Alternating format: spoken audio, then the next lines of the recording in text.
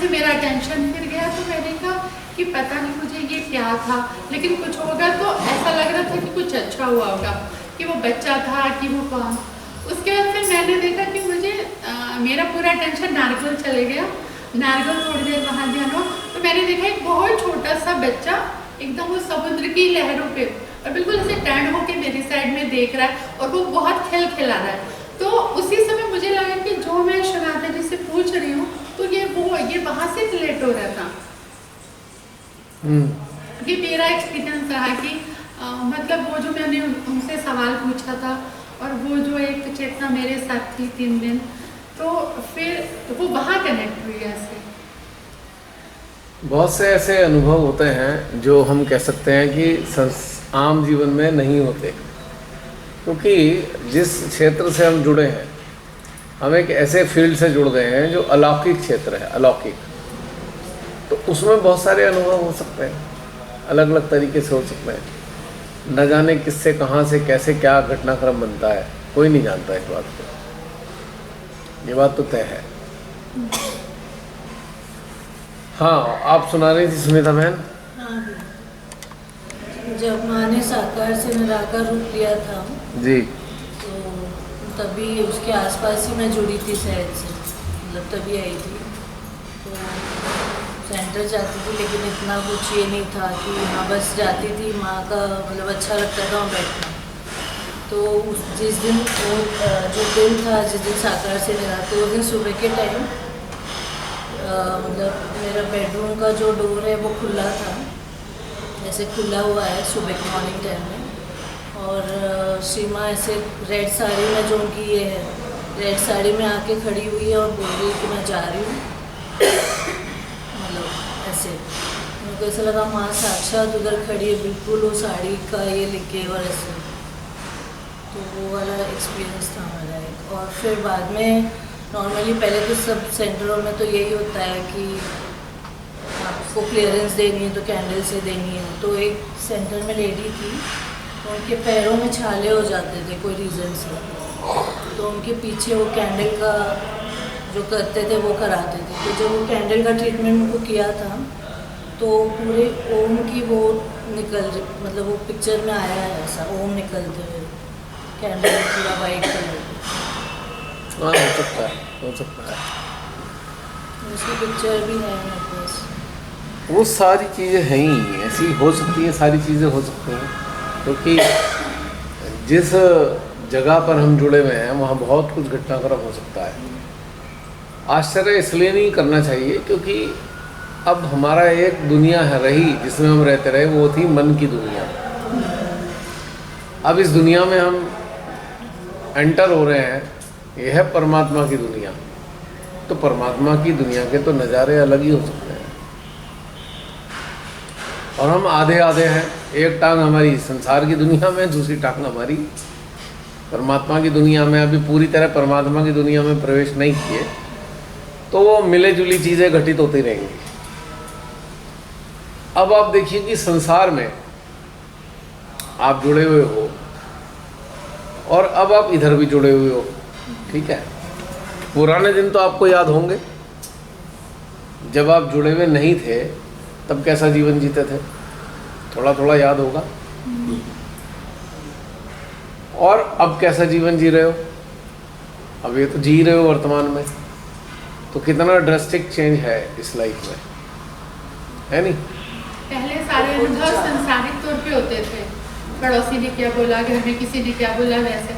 अभी कैसे जो अभी हम लोग अनुभव लेते हैं, हमें अनुभूति आती है, तो अभी शुरुआत जी से रिलेटेड ही सारी चीज़ें हमें महसूस होने लगी है। हाँ, क्योंकि ये ट्रांजिशन है ना, एक फेज से, लाइफ के एक फेज से दूसरे फेज में आप अंदर मतलब जा रहे हो, ट्रांसफ़र हो रहे हो एक तरीके से। तो लेकिन अभी एक स्टेज में दोनों जगह हो, तो यहाँ पे दोनों प्रकार की एक अलग अलग अवस्थाएं आपके जीवन में आती रहती हैं, ठीक है। पर इतना होने के बावजूद भी आप एक चीज़ गौर कर सकते हैं आराम से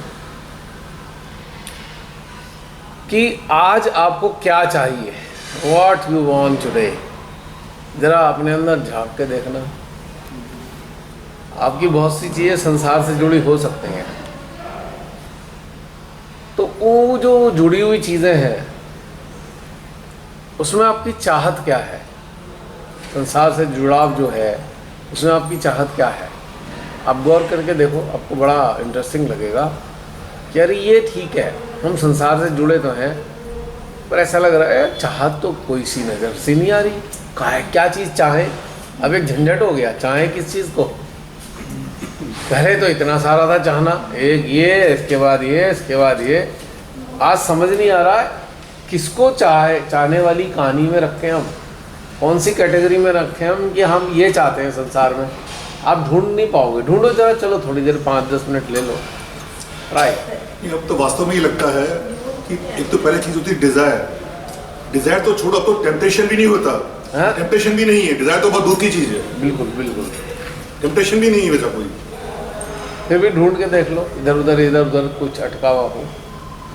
एक बारी चलो एक छोटा एक बार जो ये एक बारी आप एक वीडियो थी जिसमें हम करवा रहे थे कि आप उसमें ज़ूम क्लास थी या क्या, कि भाई आप जो है छोटे थे तब आप क्या चाहते थे, फिर कॉलेज लेवल में क्या चाहते थे। तो उसमें मैंने जाके देखा तो ज़्यादातर मटेरियलिस्टिक चीज़ें ही हमारी डिज़ायर थी।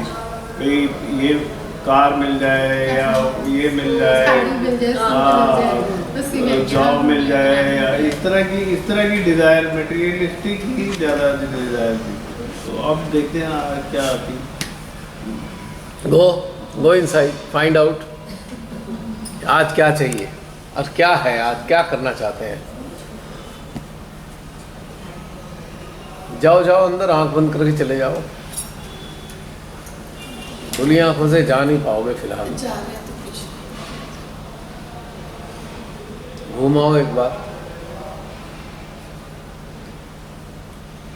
ऑनेस्टी के साथ में देखिए।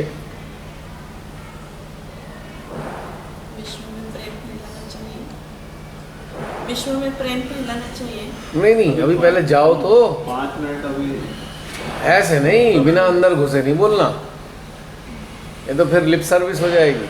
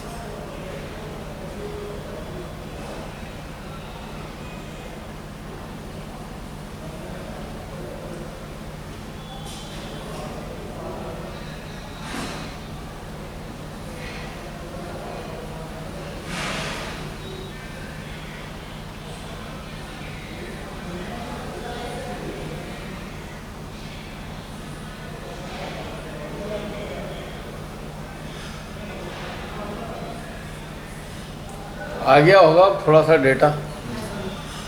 चलो मीनाक्षी तुम ही बताओ सबसे पहले। ये आया कि सच आनंद की प्राप्ति तो हो गई है, निरानंद चाहिए। चलो बढ़िया, 1 मिनट बैटरी चेंज कर लो। निरानंद, पहले ये भी नहीं पता था कि सच्चिदानंद होता क्या है। अब वो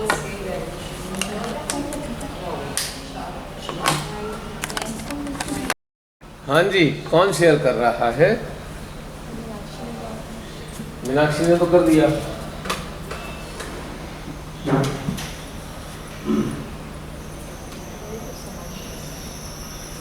ब्लैंक टाइप का। ओह लाइट चल रही है, मैंने खामखा बदल दिया। ऐसी गहरे कुएं जैसा दिख रहा था, ढूंढते ढूंढते खत्म हो गया, कुछ मिला नहीं। भैया मेरे एक ही चीज़ आ रही थी जी। कि सबसे मेन जो मतलब बार बार वही आ रही थी कि अब हमें अपने आप को ऐसा बनाना है कि हम सच का सामना कर सकें और झूठ को झूठ बोल सकें। इतनी हिम्मत होनी चाहिए। बहुत सुंदर। Very और good। इसके अलावा तो जो सब खाली हो गया उसमें तो कुछ भी नहीं आया। बहुत अच्छी बात है। और बस हाँ जी, ये बताइए। अंदर आपने बोला ना, अंदर जाके तो तब आया एक मन में कि सत्य पर आधारित सहज चाहिए, माँ को प्रामाणिक सहज चाहिए, आगे अच्छा सा लेने जाने में। हाँ तो चाहिए तो मतलब कहाँ ढूंढेंगे उन्हें? वो माँ ही देगी। नहीं, आप क्या चाहते हो? अरे आपका क्या कंसर्न है उस चीज़ से? मुझे भी ऐसा ही है। तो चाहत कहाँ हुई है? नहीं, आप ये क्या- डिज़ायर थोड़ी है आपकी। BMW बता ना। प्रेम में, विश्व में प्रेम फैलाना चाहिए। वो जो चाहिए वाली चीज़ें हैं वो डिज़ायर में नहीं आ रही ना। हम कहाँ अपने आप को रख के देख रहे हैं, हम क्या करें?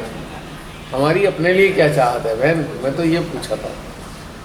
हमने ये थोड़ी पूछा क्या होना चाहिए क्या नहीं होना चाहिए, तो कोई भी बता देगा। ऐसे अंदर उतरने का मतलब है हम अपने से क्या चाहते हैं आज की तारीख में। अच्छा सा हाँ, बिना अंदर जाए बोले जा रहे हो आप। किताब के भी किताब पढ़ के बताए जा रहे हो। इसमें मज़ा थोड़ी आ रहा है।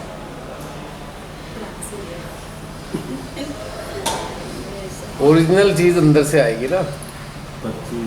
ये जितनी चाहिए वाली चीज़ें हैं हमारे डेटा में घुसी हुई हैं, वो ये होना चाहिए वो होना चाहिए, हम सुनते आ रहे हैं, पढ़ते आ रहे हैं, जानते आ रहे हैं, पर हमारा क्या है? It is very important. Individualised, एक किताबी वाली बातें नहीं करनी हमें। ज़्यादातर मैं देखता हूँ अभी भी हमारे सहजियों में वो पूरा पैटर्न वही आ रहा है जो श्रीमाता ने बोल रखा है, एज इट इज़ पैटर्न वही चल रहा है। जिसे कहते हैं ना, वो डेटा पड़ा हुआ है माइंड का, वहीं से आती हैं सारी चीज़ें, तो उससे कोई बेनिफिट नहीं है वो बताने से। अपना क्या, अपना ओरिजिनल बताना, ये इम्पोर्टेंट है।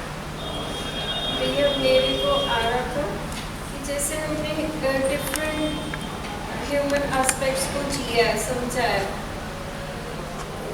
उसी को सेपरेट करें जो भी हमारे कांटेक्ट में आता है। क्योंकि मैं एक टाइम था जब मैंने कहा था मुझे लगता है कि सारे पीसफुल हो गए, मैं पीसफुल हो गई तो पीसफुल सब हो गया, पर आज मेरे को बिल्कुल उलट नज़र आता है। बाहर ऐसे लगता है कि सारी दुखी है, घर घर में मतलब प्रॉब्लम्स ही प्रॉब्लम्स है। कहीं सास बहू का झगड़ा है, बाप बेटे का झगड़ा है, हस्बैंड वाइफ का। मतलब अब हमने इन एस्पेक्ट्स को जिया है, समझा है, इतनी ज़्यादा समझ अपने अंदर डेवलप हुई है, उसी को सेपरेट करने का अंदर से आ रहा था कि जो भी कांटेक्ट में, और ऐसा कर भी रही है, लोगों को अच्छा भी लगता है। यही तो चाहिए। ये हमारी वो अंदर की एक भाव पैदा हो गया है जो पहले नहीं था, है ना। पहले तो बहुत कुछ अलग अलग तरीके का था। नहीं जानते थे भैया, खुद से ही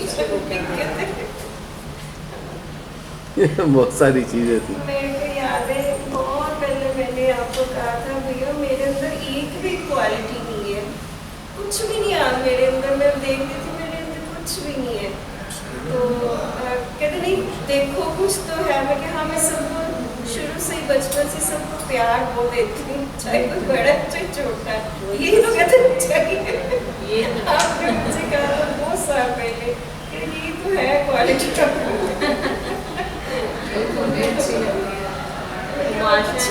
फंडामेंटल ये अगर है तो वो तो माला माल है, बाकी सब कंगाल है। जो भेदभाव कर रहा है वो कंगाल है एक्चुअली, उसके पास कुछ नहीं है, बैंकक्रप्ट है वो। जिसके पास प्रेम है वही तो मालावान है, बाकी सब कंगाल, कुछ नहीं है, बेकार की चीज़ें हैं सारी।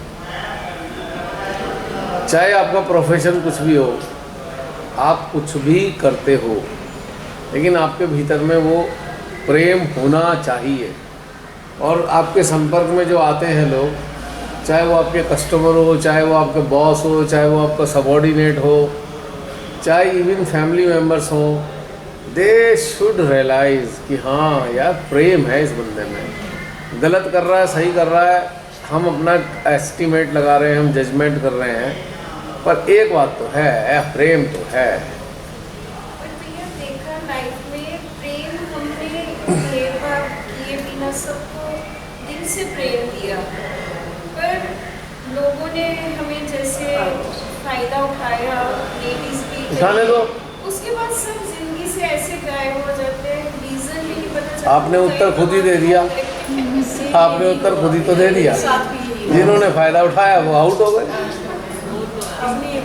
मैं कहता हूँ मेरे से हर कोई फ़ायदा उठा ले, मुझे क्या फ़र्क पड़ रहा है, क्या फ़र्क पड़ रहा है मुझे कि मेरे को किसी ने फ़ायदा उठा लिया, धोखा दे दिया, मुझे कोई नहीं फ़र्क पड़ता कभी भी। वे उठा लो यार, कम से कम कुछ तो फ़ायदा उठा ही रहे हो, मेरे जीवन का कुछ तो फ़ायदा आप ले ही रहे हो ना। मेरे यहाँ होने से अगर आपको फ़ायदा हो रहा है तो अच्छी बात है। तो श्री माता जी की एक बानी है, ठगे जाओ तो बहुत अच्छा है, ठगो मत किसी को, ठगे जाओ तो बहुत अच्छा है। हाँ, क्या फ़र्क पड़ रहा है भाई, किसी को उसमें खुशी मिल रही है, आपको धोखा देने में खुशी मिल रही है तो दे दो, कोई शिकायत नहीं है। एक इंसान का हो जाता है ना लाइफ में जिसके लिए कुछ रिस्पॉन्सिबिलिटी, पर रिस्पॉन्सिबिलिटी ख़त्म हो गई ना, खुशी हो रही है। पहले 50 लोगों के लिए सोचते थे, अब 45 के लिए सोच रहे हैं। श्री माता जी का एक वो था ना कि वो कोई चोर आया तो वो रिकॉर्ड प्लेयर उठा के ले गया, तो श्री माता जी कह रहे अरे ये रिकॉर्ड भी ले जाता, वो कहाँ रिकॉर्ड खरीद के सुनेगा। हाँ, कहाँ खरीदे। तो संगीत की आवड़ इंटरेस्ट हो गया ऐसे। म्यूजिक प्लेयर उठा के ले गया, एक ग्रामोफोन। उनके फादर का था, हाँ, उनके ग्रामोफोन फादर ने बोला था कि ये रिकॉर्ड भी ले जाता, वो तो छोड़ गया वो। ये इच्छा होती है कि जी, मतलब ऐसे जैसे आज हम बैठे हैं तो हमारे कोई फॉर्मेलिटी नहीं है, जो भी हम बोल रहे हैं दिल से बोल रहे हैं, ट्रुथ बोल रहे हैं। लेकिन हम जैसे ही अपने हमारा एम्बियंस चेंज हो जाता है तो वहाँ पे क्या है, वहाँ पे ज़्यादातर लोग फॉर्मेलिटी में बोल रहे होते हैं। चाहे ऑर्गेनाइजेशन में देखो, हम ऑफिस में जाते हैं, हम ऑफिस में काम करते हैं, हम ज़्यादातर सुबह से लेके लेट इवनिंग, मतलब काफ़ी टाइम हम अपना लाइफ का अभी तक ऑफिस में ही बिताते हैं। तो ऑफिस में क्या है कि ऑफिस में लोग फॉर्मेलिटी के लिए बातें करते हैं, तो वो जो है दिखावटीपन, बनावटीपन, वो सब चीज़ें ज़्यादा हैं, उसमें हमें बड़ा डिस्कम्फर्ट होता है, हमें अच्छा नहीं लगता। हमें तो ट्रुथफुल रहना अच्छा लगता है, जैसे ट्रुथ होता है, हम भी यही चाहते हैं कि ट्रुथ के साथ ही रहें। तो एक ऐसा दिल, ऐसी चाहत है कि वो ऐसी सोसाइटी हो जिसमें कि हम ट्रुथ के साथ जिए। तो लेकिन मेरे को ये अभी टाइम बहुत अच्छा लग रहा है, लेकिन ये तो 2 दिन बाद बंद ही करना पड़ेगा। कहाँ बंद करना पड़ेगा, कहाँ बंद हो रहा है? हाँ, बंद तो नहीं होता, ये तो जूम पे चल रहा है। कई बार ऐसा हुआ है, मेरे को एक गैदरिंग है बड़ी, वहाँ पे लोगों ने कहा जी आप बोल लो 15 मिनट, मैं नहीं बोलूँगा। मैं क्यों? मैं कहा आपने लिमिट लगा दी ना, हो सकता है मैं 5 मिनट बोलता, अब 10 मिनट कहाँ से लाऊंगा? हो सकता है मैं 35 मिनट बोलता, आपने 5 मिनट का कट लगा दिया, मैं नहीं बोल रहा। जब बंधन किसी ने लगाया वहाँ से मैं आउट, क्योंकि वो एक गलत ट्रेडिशन है। टाइम बांट दिया जी भाई, जिसको एक तो ये होता है जी, आप जो एक्सप्रेस करना चाहते हैं एक तो आप कर दो, उसमें अगर आपने कट लगा दिया टाइम का तो फिर तो मज़ा ख़राब हो गया ना। आपका जो स्पॉन्टेनियस फ्लो आना है वो आपकी कमांड तो मानने से रहा, उसे तो जो अंदर से निकाल देना है वो तो देगा। इसलिए मैं नहीं बोलता इस चक्कर में। बहुत सारी जगह बड़ी प्रेस्टीजियस जगह बोलने का नंबर आता है, लोग भाग भाग के जाते हैं, हाँ 5 ही मिनट बोल लेंगे, नहीं बोलना। बड़े ऐसे ऐसे इवेंट हुए हैं जो बहुत इम्पोर्टेंट माने जाते हैं इस संसार की जगत में, वहाँ बोलने का अवसर आ रहा है, वो लोग कह रहे हैं कि बोलना, मैं नहीं बोलना, क्योंकि लिमिट नहीं। आप छोड़ दो मेरे पे। अरे हमारे पास भी इतनी विवेकशीलता है कि अगर 2 घंटे का प्रोग्राम है तो हमें कितना बोलना चाहिए, हमें भी है। तो आप हमें कैसे कमांड कर सकते हो कि 5 मिनट आपके 5 मिनट? ये no, it's a big no. No, मैंने भी बताया था ना आपको, वहाँ उन्होंने कह दिया ये लंबी है, हेल विद यू, छोड़ो। मतलब आप एक मैसेज को भी कंट्रोल करना चाहते हो जो भीतर से आता है। हम क्या तुम्हारे गुलाम हैं जो तुम्हारे हिसाब से, तुम्हारे बनाए शेड्यूल के हिसाब से चलेंगे, है ना? और शेड्यूल के हिसाब से हमारी कविता की उतनी लाइनें या अनुभूति की उतनी लाइनें होनी चाहिए, है ना? तुम अपनी सारी गवास 4 घंटे से निकाले जा रहे हो, कोई कहने वाला नहीं है तुम्हें, कोई थुनने वाला नहीं है, इतना थका मारा है, वह बंद कर दो हाथ जोड़ के। लेकिन अब 10 मिनट के लिए भी आपको कोई आप एक्सप्रेस करना चाहते हो तो आप उसमें पंगा डाल देते हो।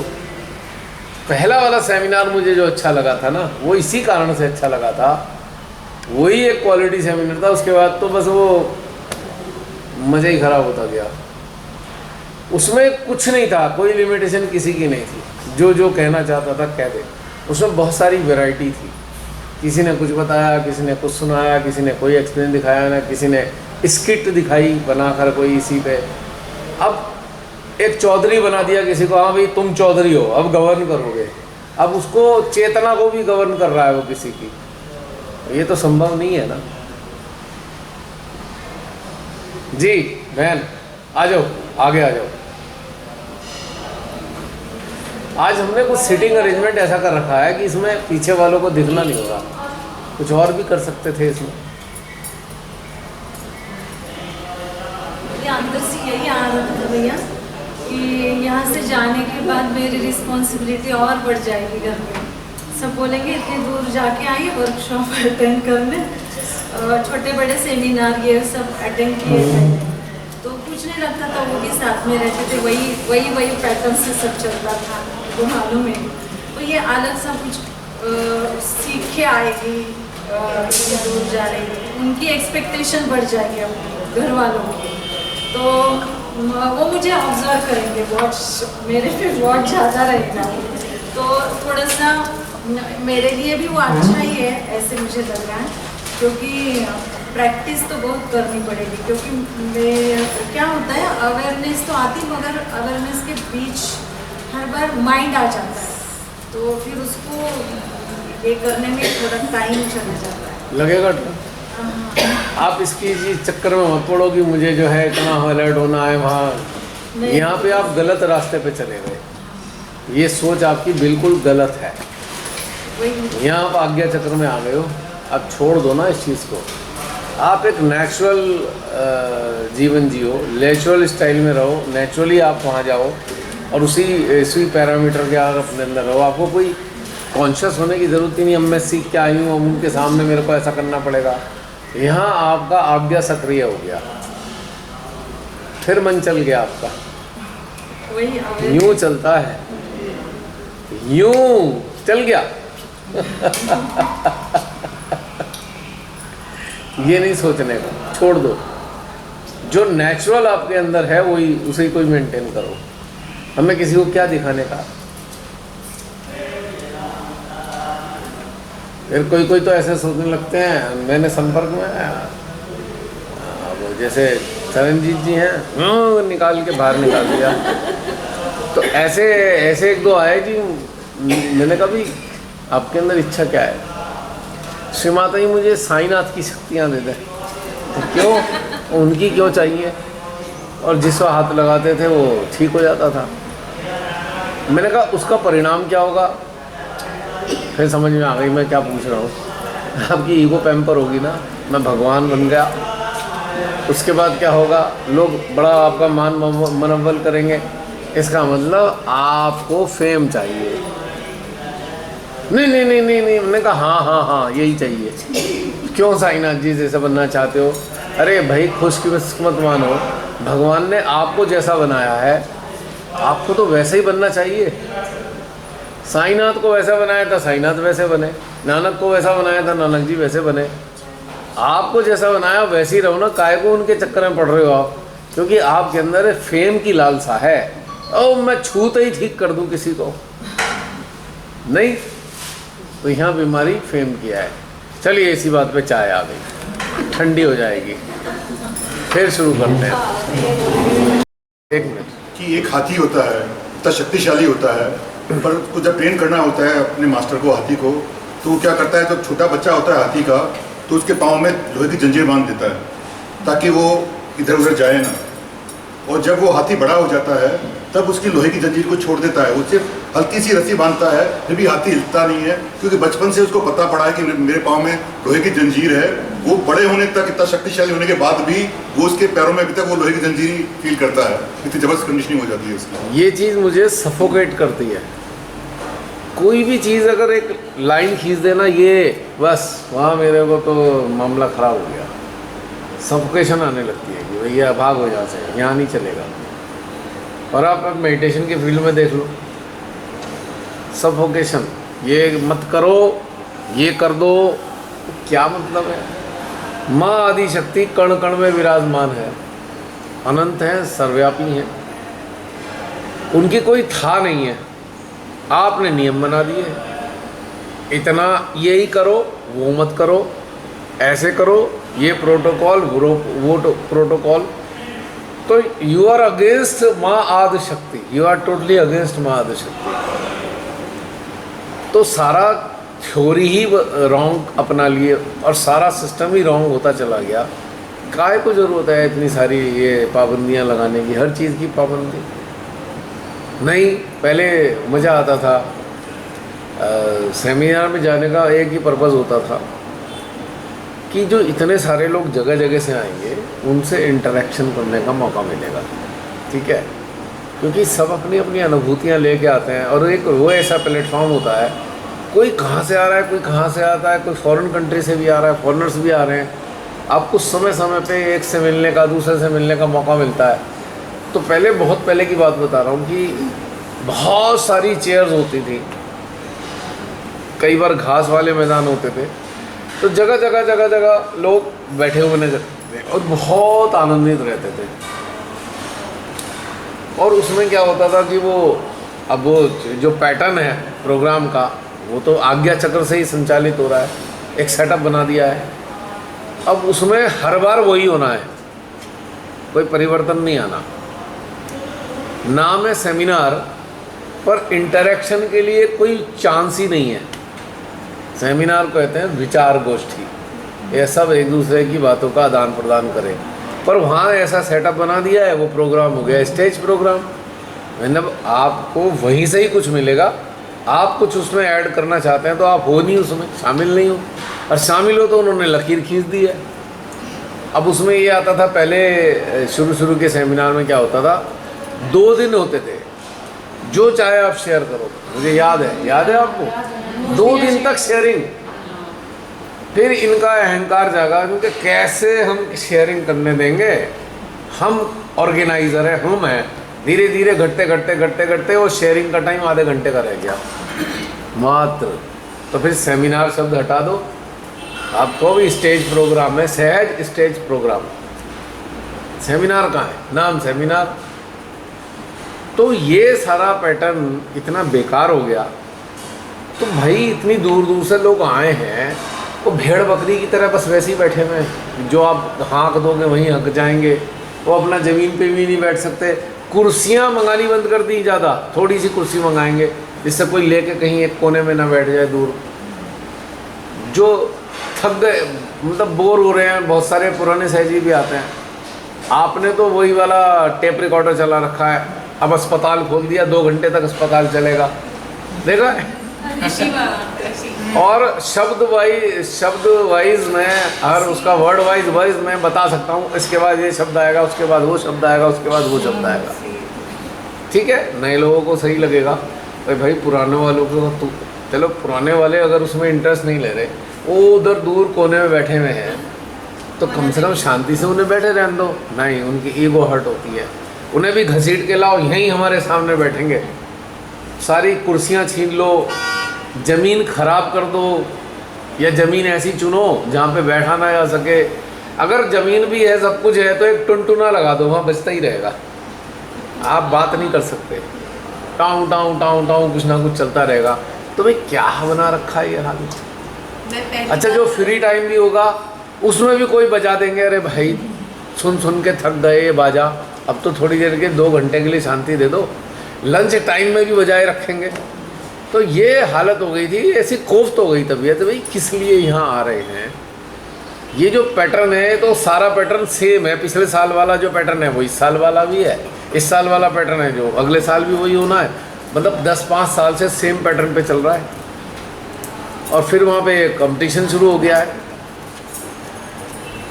अब वो पता लगा धीरे धीरे बढ़ते बढ़ते सहज के गायक भी बहुत हो गए, और वो सामने आगे बैठे रहते हैं, आप देखते हो। अब उनका भी एक नंबर सेट है, उसमें भी कहीं ना कहीं ये चल रहा है भैया 1 घंटा इन्हें, 1 घंटा इन्हें, 1 घंटा इन्हें, 1 घंटा इन्हें। 1 घंटा उनका तो अलग अलग हो गया, पर दर्शकों के तो 4 घंटे हो गए। भाई कब तक। तो उनमें हर प्रकार के इंटरेस्ट वाले हैं, तो वैरायटी कहाँ गई, वैरायटी सारी ख़त्म हो गई। वो सब स्टेज प्रोग्राम में कन्वर्ट हो गया। जो शुरू में मज़ा आता था वो सब जीरो, ख़त्म, एकदम ख़त्म हो गया। वनदेवी का एक प्रोडक्ट आता था ना, हाँ, वनदेवी का एक खोल के बैठते थे ना, वनदेवी औषध मेडिसिन आयुर्वेदिक दवा देते थे ना, तो आपको मालूम नहीं देते हैं, मुझे पता है। क्या हुआ, कहाँ गया? मुझे क्या पता कहाँ से आया कहाँ गया, मैं क्या जानूँ। मैंने कौन सा मैन्युफैक्चरिंग की है उसकी, ना वो मेरी कंपनी है। अब आप ये बताओ, वहाँ पर ये वन देवी का मतलब क्या है, जहाँ मेडिटेशन का प्रोग्राम है, what is the use of one Devi product. I am sorry, ये आयुर्वेदिक का मार्केट भरा पड़ा है, वहीं से ले लो। कोई ख़ास बात है क्या उस वन देवी में? माँ ने शुरू किया था, माँ ने शुरू करने के लिए बोला था वो। मान लिया, लेकिन अगर वहाँ पे हमेशा एक कमर्शियलाइजेशन होता चला जा रहा है, पता नहीं मैंने क्या सोच के शुरू किया होगा, लेकिन जो मुझे दिखाई दिया वो तो बेकार लगा। हर जगह एक कमर्शियल दुकान खुली हुई है। अरे बहुत ज़्यादा करना है, सीमाते के फ़ोटो का स्टॉल लगा दो, पीतल तांबे वाली चीज़ें छोड़ दो, मार्केट को दे दो उससे थोड़ा सा, क्या दिक्कत है उसमें। मतलब आप जिस जगह आ रहे हो, हमें ये समझ नहीं आ रहा कि हम ये मेडिटेशन के लिए आए हैं, हम या शॉपिंग के लिए आए हैं। कई बार ऐसा फील होता है। पुस्तकें रख लो, श्रीमाते के वचनों की पुस्तकें हैं वो ठीक है, फ़ोटो रख लो। अब जी वो वाइब्रेटेड नमक है, मतलब स्पेशली आपके घर में भी वाइब्रेटेड हो सकता है, उसमें स्पेशलिटी क्या है? वाइब्रेटेड सिंदूर है, बाज़ार में मिलता है, आप उसे माँ के सामने रखो, वाइब्रेटेड सिंदूर हो जाएगा। दीपक सारी दुनिया में मिलते हैं नहीं, हर चीज़ सब जगह मिलती है। ठीक है, आपने कहा भाई पेंडेंट नहीं मिलेंगे, चलो पेंडेंट रख लो, बाकी चीज़ें इतना पीतल तांबा सारा धंधा चल गया। काजल, इत्र, हाँ, सब इत्र बित्र सब शुरू हो गए अब तो। शॉपिंग के लिए नमक भी तो है भैया, 10 किलो के बैग। अरे भाई बाजार में भी तो है। हवन सामग्री, घी अगरबत्ती, कपूर भी आता है, नीच नाक में हाँ? डालने के लिए। घी कपूर आता है ना, नीच नाक में डालने वाला। तो भाई वो तो आप घर में ही बनाते हो, आप अपने घर में अंकार के जब सामने वो रखते हो। बैग आता है ना, दिव्या शक्ति का हालत क्या होता है, 4 लोग मिलके उठाते हैं उस बैग को। आइस बैग आते हैं। तो ये जो कमर्शियलाइजेशन हो गया, अब तो वॉचेस भी आती हैं। क्या उसमें इसेंस है जो? और इधर श्रीमाता ने भी नाराज़गी जाहिर की, अबे जीसस क्राइस्ट को बड़ी खुंदक आती थी, हंटर लेके खड़े होते हैं, दुकान पे लगा रखी है। ये वाले लेक्चर माँ के नहीं है क्या? है किसी और के लेक्चर है ये वाले जो श्रीमाता ही कह रही हैं भाई दुकानें क्यों लगा रखी हैं? नहीं, हमने इस पर टैग लगा दिया, सहज का काम है ये। तो ये क्या इसको किसी को बेनिफिट हुआ इस चीज़ से कि आपने अपने घर में नमक वाइब्रेट करने की जगह स्टॉल से वाइब्रेटेड वो खरीद लिया? क्या उसमें और घर वाले नमक में आपने कोई डिफरेंस देखा है? कोई डिफरेंस कि उसमें जल्दी से चक्र साफ हो गए हो? है क्या ऐसा? आपने वाइब्रेटेड बाज़ार का वहाँ से एक कुमकुम का डब्बा ले आए, उसे आज्ञा पे लगाया, तो क्या जो आप बाज़ार से ख़रीद के ला के वाइब्रेट करते उसमें और उसके इफ़ेक्ट में कोई अंतर आ जाता? नहीं आता ना। मैं ये नहीं कह रहा कि भाई ठीक है वहाँ पे क्या सोच रहे हैं, बात ये है कि एक सेमिनार को इतना बड़ा जंजाल क्यों बना डाला? स्टॉल लगे हुए हैं। तो बाकी जो धर्म है हम उनके हिसाब से अपने को श्रेष्ठ कैसे कह सकते हैं? वहाँ भी तो यही सब है, वहाँ भी तो यही धंधा चलता है। क्या अंतर है कोई इसमें? नहीं अंतर है ना। अब मैं यहाँ पर आपको बुलाऊं, आ रहे हो आप, यहाँ एक छोटा सा स्टॉल लगा दूं, कैसा लगेगा?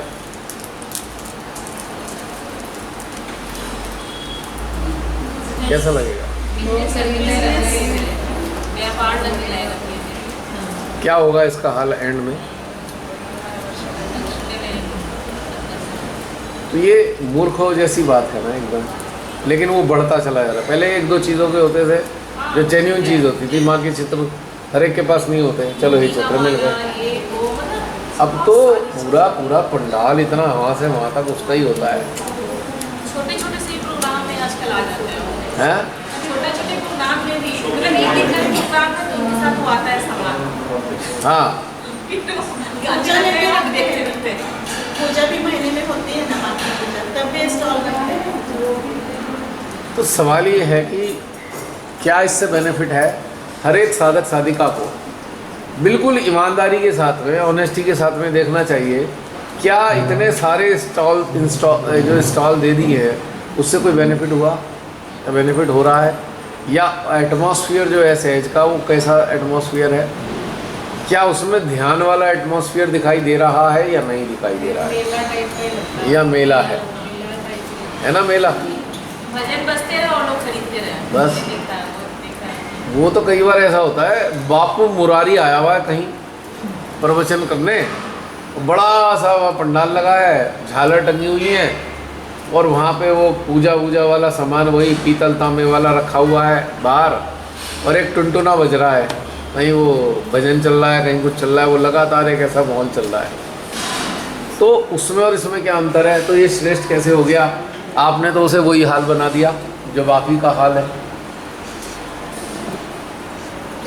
यहाँ क्या बेनिफिट होगा अगर ये चीज़ हम समझें कि इनकी ज़रूरत है ही कहाँ ज़रूरत है इतने सारे बवाल की, इतने सारे स्टॉल की? है कोई ज़रूरत? और वो सहज जी जो श्री माता जी के इतने पास गए वो लोग इतना व्यापार कर रहे हैं इसके। सबसे दुख की बात वही होती है, वो लोग परमिशन देते हैं, वही लोग परमिशन वही कर रहे हैं। परमिशन कौन देता है? श्री माता जी। श्री माता जी ने तो कैसेट के लिए हड़काया था। क्या ये अपना कैसेट भेजना शुरू कर देते हो? पहले कैसेट के कितने स्टॉल लगते थे, माँ ने एक बार कह दिया तो उसके बाद हटे जाके। मतलब हर चीज़ में एक धन आ गया, कमाई आ गई नहीं। उसके बाद सबसे ज़्यादा जो डिज़ास्टर हुआ वीआईपी कल्चर की एंट्री, वीआईपी कल्चर की एंट्री और हो गई। अब कुछ खास लोग हैं वो उन्हें बुलाया जाएगा, बाकायदा धन भी दिया जाएगा, सारी चीज़ उनकी बुकिंग कराई जाएंगी, और वो जो उनके लिए फिर वो सारे पंडाल तो है पर उसके लिए स्पेशल कमरे दिए जाएंगे, वो फला जगह रहेंगे। या तो सबको कमरों में रहने का अरेंजमेंट कर दो या सबको पंडाल में रहने की व्यवस्था करो। चलो वीआईपी पंडाल अलग बना दो, लेकिन वो पैटर्न पंडाल वाला हो जो पहले होता था। श्री माता जी के टाइम में जब साक्षात आते थे वो पंडाल वाला सबके लिए था, फॉर एवरीवन, कोई वीआईपी नहीं है। अब ये वीआईपी कल्चर और हो गया है। तब तो करते भी नहीं थे, ऐसे ही सोते थे, कुछ नहीं लगा। मालूम है मेरे को, अपने स्लीपिंग बैग लेके जाते थे हम लोग और वो कहीं पत्थर चुभ रहे होते। एक्यूप्रेशर वाला ऑटोमेटिक था सिस्टम, मेकशिफ्ट टॉयलेट्स होती थी। हाँ, और टॉयलेट भी वैसी कि भैया रोज ही कांप जाए, ऐसे हो जाए यार टॉयलेट जाना पड़ेगा, ना ही आए तो अच्छा है। खाना है तो उसको 4 बजे उठना पड़ेगा नहाने के लिए। ना ही आए तो अच्छा है। कई बार तो ऐसा सोचना पड़ता था कि भाई बहुत बड़ी मुसीबत है, पर कहीं ना कहीं उसमें भी एक मजा था।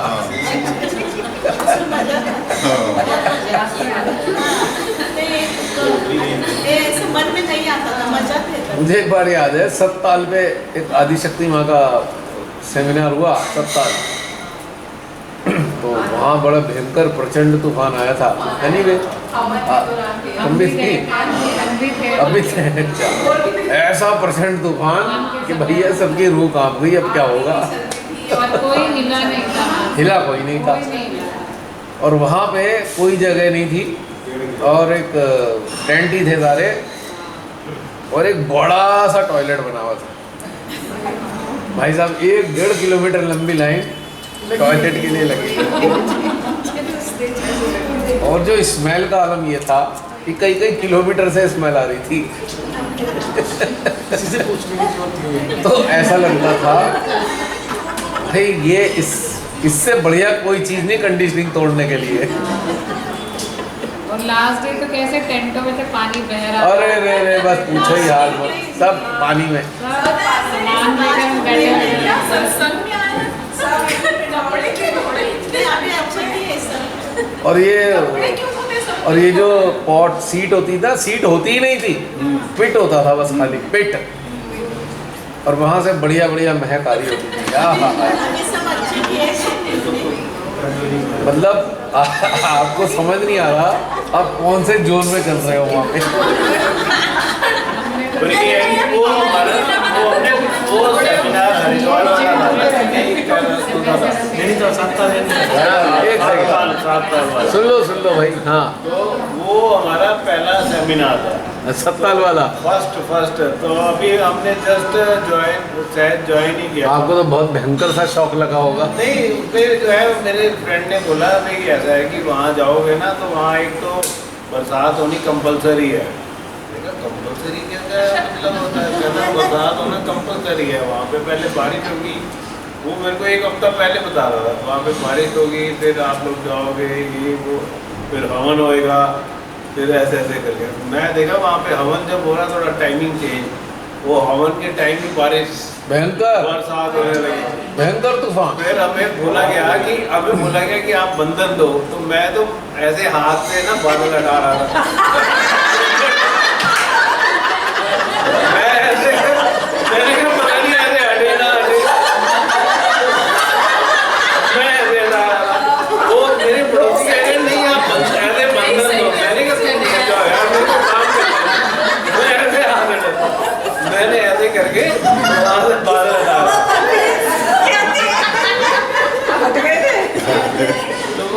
वो तो स्टार्टिंग थी हमारी, स्टार्टिंग थी जो है। एक्चुअली क्या होता है कि आप ऐसे करके आपसी बात मत करो, सुनने दो ना, आपसी बात मत करो। क्या होता है कि वो कोई बंधन देके कर रहा है ऐसे करके, या कोई ऐसे करके कह रहा है, वो कह रहा है ऐसे करो, और जिससे कि बादल ना यहाँ पे बरसे नहीं और यहाँ बारिश ना हो। मेरे को इस पे थोड़ा सा ट्रस्ट कम था, तो मैंने कहा चलो ऐसे रोक रखे, रुक जाओ, मत बरसो। उसके बाद बारिश नहीं हुई वहाँ। हम आगे खूब अपना भजन होते रहे, और मैं कुर्ता था, मेरा कुर्ता गीला नहीं हुआ, मतलब 2-4 बूंदे गिरी, बहुत ज़बरदस्त बारिश, बहुत ज़बरदस्त बरसात हुई थी, और पूरा का पूरा वहाँ पे अड़ोस पड़ोस में पूरे के पूरे सब मैसेकर हो गया था, बहुत बुरा हाल हुआ।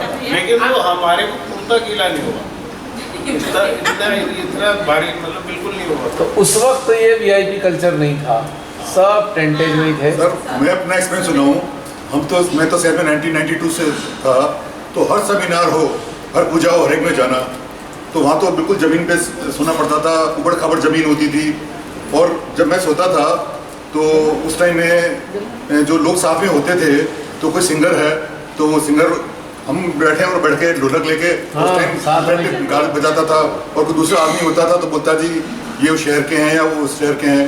तो 1992 से लेकर देख रहा हूँ 2005-10 आया, हम तो वहीं के वहीं रह गए, कोई ट्रस्टी बन गया, कोई बहुत बड़ा सिंगर बन गया, कोई कहाँ पहुँच गया। और जो मैंने उनके हाल देखे तो मैंने कहा अच्छा हुआ है मैं वहीं का नहीं रह गया, मैं ट्रस्टी या मैं कोई सिंगर विंगर नहीं बना, तो उनके हाल मैंने देखे सहज के अंदर, मैंने कहा बहुत अच्छा हुआ यहीं के ये रह गए, हमने प्रोग्रेस नहीं करी। वो बड़ा सुंदर टाइम था। हाँ मतलब मुझे अभी भी याद आता है। फैसिलिटीज नहीं थी ना, नहीं थी।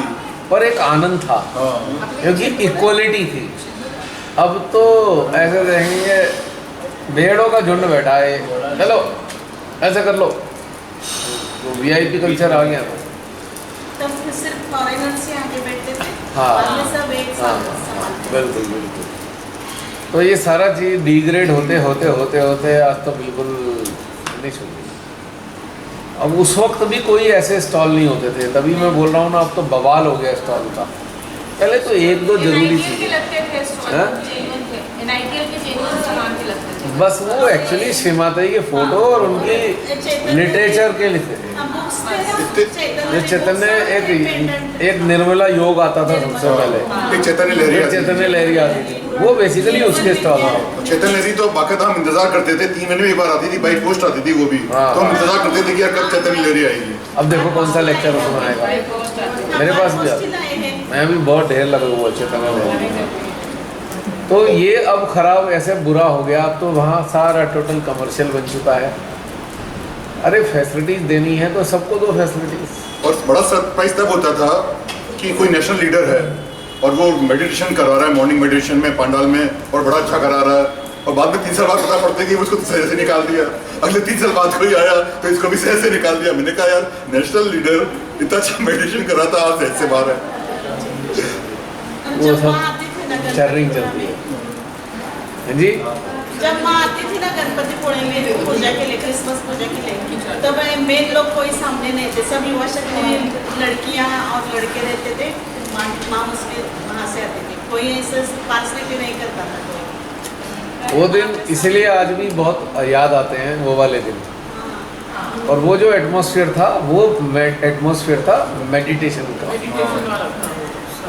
उसके बाद तो मेडिटेशन का माहौल ही खत्म हो गया, फेस्टिवल वाला रह गया। पिकनिक हो गई, पिकनिक और फेस्टिवल बस। और उसके बाद तो रिचुअल के अलावा जहाँ ख़त्म ही हो गया सब, धीरे धीरे करके फाइनली बाय बाय टाटा कहना ही पड़ गया। जबकि मुझे आनंद आता था उसमें, इतने सारे लोगों से मिलना होता था। पुणे में पूजा होती थी, आह क्या टेंट लगा हुआ है, सब टेंट में बैठे हुए हैं, सब टेंट में ही रुके हुए हैं, जितने भी बड़े बड़े लोग हैं। कोई कहीं मिल रहा है, कोई कहीं मिल रहा है, उसे टेंट में बड़ा मजा आता था। एक डोरी बांधनी, वहाँ कपड़े लटके हुए हैं। अब मैं वहाँ पुणे में गया था ना, तो मेरे साथ वाली जो बेड है, पतले पतले से बेड होते थे, उनमें जो है वो रात के 2 बजे तक तो वहाँ पे कोई आता नहीं था, और 5 बजे वहाँ से वो चला जाता था। तो बाद में पता लगा कि वो भंडारी थे, वो शायद वहाँ पे चलाते थे ना कहीं पे, तो भंडारी थे वो। है तो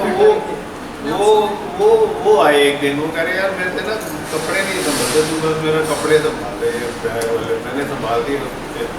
फिर उन्होंने ना, अभी मेरे को वाइब्रेशन वगैरह ज़्यादा आती नहीं, तो उन्होंने कह रहे अच्छा चल ऐसे कर, वो उन्होंने ऐसे ऐसे हाथ ऐसे चलाया और अंगूठे में से खूब वाइब्रेशन ऐसे निकलने, वो इसी को चलाते गए, यहाँ से ऐसे निकलना शुरू हो गया पूरा। कह रहे अब बोल के दिखा, मेरे से बोला ही ना जाए, मेरे तो बोल के दिखा, मेरे से बोला ही ना जाए। और पहले टाइम में माइक केवल तब चलता था, जो स्पीकर है, जब केवल कोई प्रोग्राम हो रहा है, वरना वो हमेशा बंद रहते थे। अब कभी बंद ही नहीं होते, कुछ ना कुछ टू टाँ चलता रहेगा, आप बात ही नहीं कर सकते, इतना शोर हाई पिच पे चलता रहेगा, शांति नहीं है वहाँ पे। मेडिटेशन का एटमॉस्फेयर होता है, पीस होनी चाहिए। नाम है मेडिटेशन और काम है मेले का। अब देखो कभी किसी मेले में कुछ ना कुछ बज रहा होता है, कहीं कुछ चल रहा होता है, शांति कहाँ से लाओगे? ये एक एटमॉस्फेयर है, एक सैनिटी है कि भाई एकदम खाली एटमॉस्फेयर हो, जिसमें आप उस चीज़ से, उस क्षेत्र से आप कनेक्ट कर सको। मान लो एक सुंदर सा एरिया है, उसे आप कनेक्ट ही नहीं कर पा रहे, वो इतना लाउड संगीत जो है आपको सिर में दर्द करे जा रहा है, तो एक टॉर्चर होने लगता है। अभी इतना टॉर्चर होता है। अच्छा, पहले जो स्पीकर्स होते थे, या क्या कहते हैं, जो स्पीकर होते थे, वो बहुत लो पिच के होते थे। भजन आते थे ना, अगर कोई भजन भी गा भी रहा है, फास्ट वाला भी, तो यहाँ पे टक्कर नहीं मारता था। अब आप 10 मिनट बैठ नहीं सकते, ऐसा लगेगा हे भगवान सर में क्या हो रहा है, जोर जोर से बज रहा है, धड़ाम धड़ाम धड़ाम धड़ाम, और इतनी हाई पिच पे है हर चीज़, आपको मज़ा नहीं आ रहा। तो ये डिटीरिएशन होते होते होते होते इस स्थिति में पहुंच गया, तो जो सामूहिकता का पर्पस था वो खल्लास हो गया, बिल्कुल ख़त्म हो गया। अब एक रिचुअल बन गया है, अब जिसको अच्छा लगता है रिचुअल वेल एंड गुड, जिसको नहीं अच्छा लगता वो हट जाते हैं अपने आप। क्योंकि एक इंसान जैसे मैं ही, मुझे मेडिटेशन से जुड़कर आया मैं, तो मुझको मेडिटेटिव एटमॉस्फेयर चाहिए। मेरे ऐसे और भी बहुत सारे लोग होंगे जिन्हें मेडिटेटिव वो चाहिए, स्टेटस चाहिए, और वहाँ है ही नहीं कुछ भी। अब नहीं है, पहले हुआ करता था। पहले लर्निंग एक्सपीरियंस, जैसे हम यहाँ लर्निंग चल रही है ना, वहाँ पर भी ऐसे छोटे छोटे ग्रुप्स बैठे, एग्जैक्टली वही मैं कहना चाह रहा हूँ। अब ये देखते रहते थे, अच्छा कौन क्या बता रहा है, बैठ जाओ। और वो कोई महाराष्ट्र से आया है, कोई वहाँ से आया है, कर्नाटक से। That was the seminar actually. नहीं लगती थी, बस बैठे आप सुन रहे, उनकी बात सीख रहे हैं उनसे कुछ। कोई से जाए तो हम माँ जैसे उनको हम समझते थे। एग्जैक्टली इतना और वो जो छोटे छोटे सर्कल थे ना, उसमें इतना मज़ा आता था ना, कितनी वैरायटी होती थी। आप कहीं भी बैठ जाओ, आपको कोई ये नहीं पूछेगा कहाँ से आए हो। अब तो पूरा आपको वो देना पड़ेगा, इंट्रोडक्शन, पूरा बायोडेटा दो, कहाँ से आए, कैसे आए, कौन से सेंटर से आए। वहाँ पे कोई दो लोग ऐसे बैठे हैं ना, तो अच्छी वाइब्रेशन आ रही है, तो धीरे धीरे धीरे धीरे हेल्थी थी, स्प्रेड होता था पूरा। अनुभव बताने के लिए बोलते थे, उनको अनुभव बताने के लिए। एक बार क्या हुआ, चंबा में जैसे डिनर और डाइनिंग हॉल था, उसमें 10 साढ़े 10 बजे के करीब खाना वाना खत्म हुआ। एक सेकेंड,